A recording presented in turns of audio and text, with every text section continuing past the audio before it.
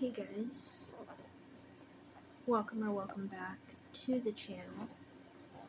If you're new, my name is Abigail and I make videos about special needs and health issues and feeding tubes. So, if you watched one of my last videos, or it might have been the last video I posted, I got my feeding tube button changed actually yesterday, and I'm usually sore for a few days after I get it changed. So it's been a rough 24 hours or so. I mostly want to lay around. I just generally don't feel like doing a whole lot. Been mostly staying at home. But I'm trying to slowly do things in a few days. One of my friends is getting married and I got asked to be the bridesmaid, and so I'm going to be the bridesmaid at my friend's wedding in a few days. So that's exciting. My friend does live out of town, so I will have to travel for it, but that's going to be fun because I'll be able to see her family and probably some of her church people that I don't see very often. Today I've actually dealt with quite a bit of leaking since my button change. I don't normally deal with as much leaking as I've dealt with today, but this is the first time I've gotten my button changed because the balloon in it was bad. I've gotten a feeding tube button changed before, but the other one was too long and didn't fit right, and this one, this other one I got changed was because the balloon wasn't working right, and I've dealt with some leaking, so we got some gauze pads and taped that under my button to help. I do have tubey pads that clip together, but because it's been so much leaking, decided to try gauze instead of the tubey pads and see if that helps. I'm thinking it might be because it was my tube was messed with a lot, having to be my button had to be taken out, another one put in, and then it was messed with quite a bit, and it's just really tender and sore, and it's just it might be kind of irritated from just being messed with so much. It's still pretty sore, but the other thing is, this morning I found out that my grandma had passed. It was unexpected.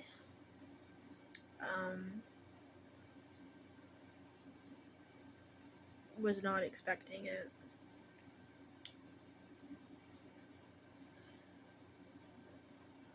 We're going to do 2 different memorial services. She lives out of town, so they're going to have a memorial service for the people that live closer to where she lives, and then one for people that live closer to where we live. And then they'll have a viewing before. But it's been stressful going through all of this with not feeling the greatest. Um,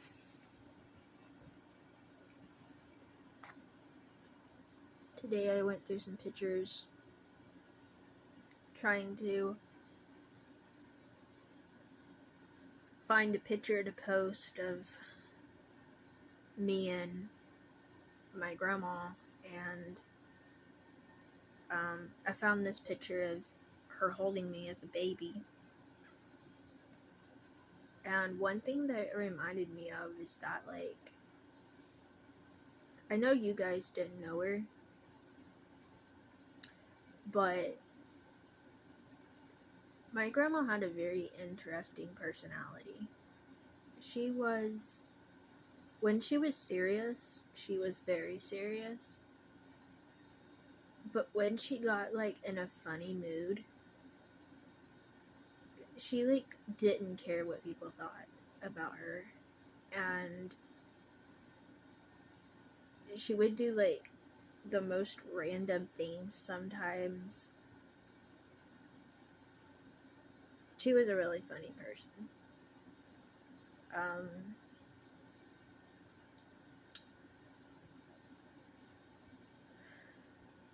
It's really hard to process a loss when it's just, you didn't know it was going to happen. So it's been a little bit difficult to process.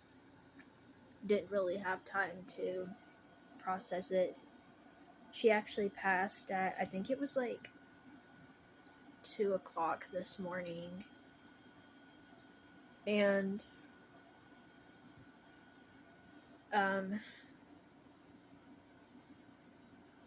yeah, it was just, it's a difficult situation. I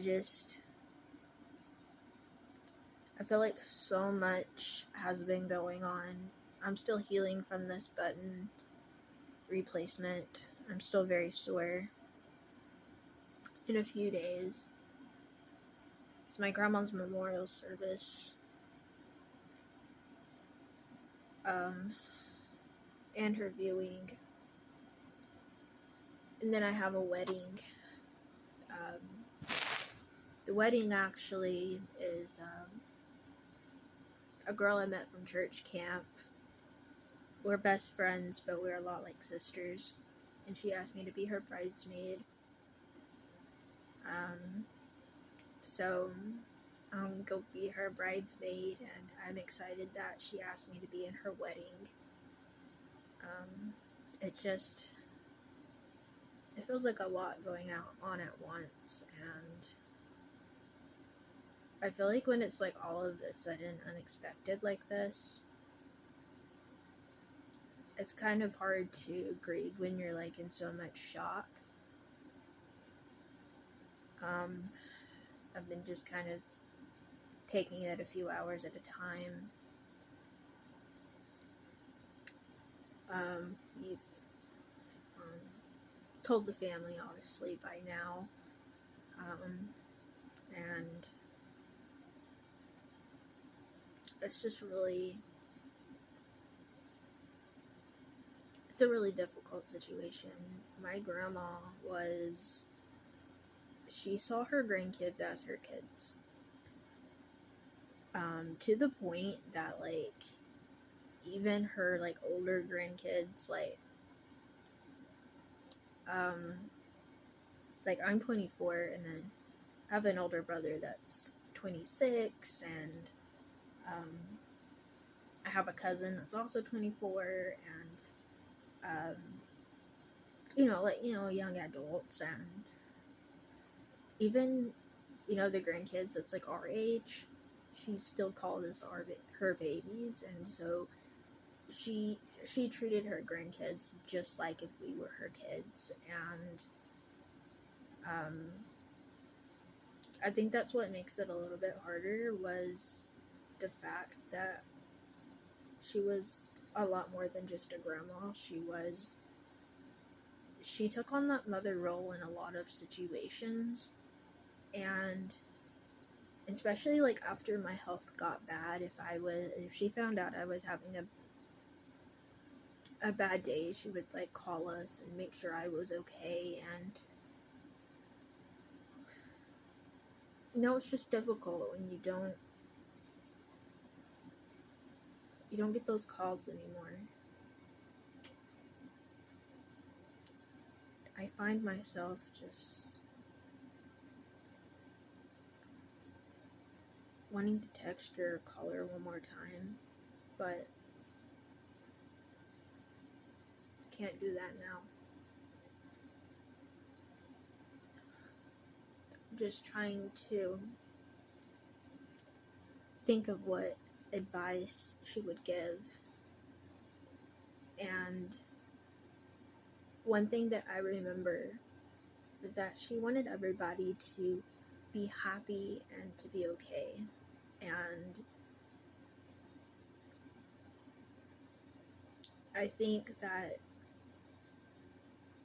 one thing that she would tell me is to keep spreading awareness for the things that I go through, because she always liked to hear how I was doing.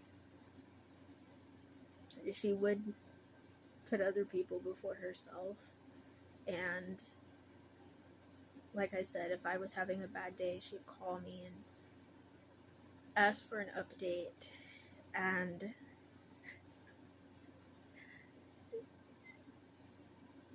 one thing that I thought was kind of funny about my grandma was at the end of every call, she would always say, "I love you." But not only that, she would not want to hang up the phone until you said, "Love you too." Which I thought was kind of funny, because she wanted to hear that from the person she was talking to. And I think that one thing that she taught me was that words matter, and to be a good person, care about people, try to help people as much as you can, and be honest about your situation. She wanted to know every detail about what I was going through, and I think because of that, it did help me being more open with other people, because I knew that if she called for an update, she wanted every detail. And I really appreciated that she would take time to hear what other people were going through, and it really meant a lot.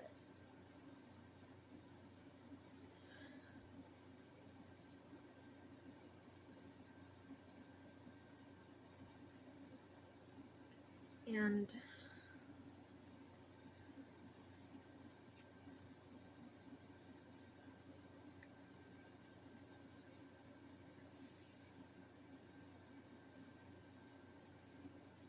now that she's gone, I had to remind myself to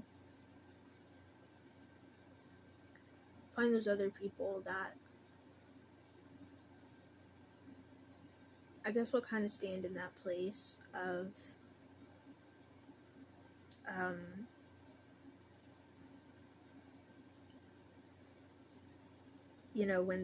when somebody else calls me, be like, "This is what I'm going through," because that's how I was with my grandma. And I know that I'm very open about what I go through with my friends and my family, as well as I am on my YouTube channel. But it just really reminded me that it's okay to not be okay, and to let people help you through it. So this is a very emotional and hard video to make, but I felt like I needed to put this out here so that y'all will know. And I want to thank everyone that has followed my journey. It really does help being able to put my life out there for other people, because sometimes, unless you go through health issues yourself, sometimes it is kind of hard to understand. So thank you for not just watching, but being someone that will listen to what I go through, because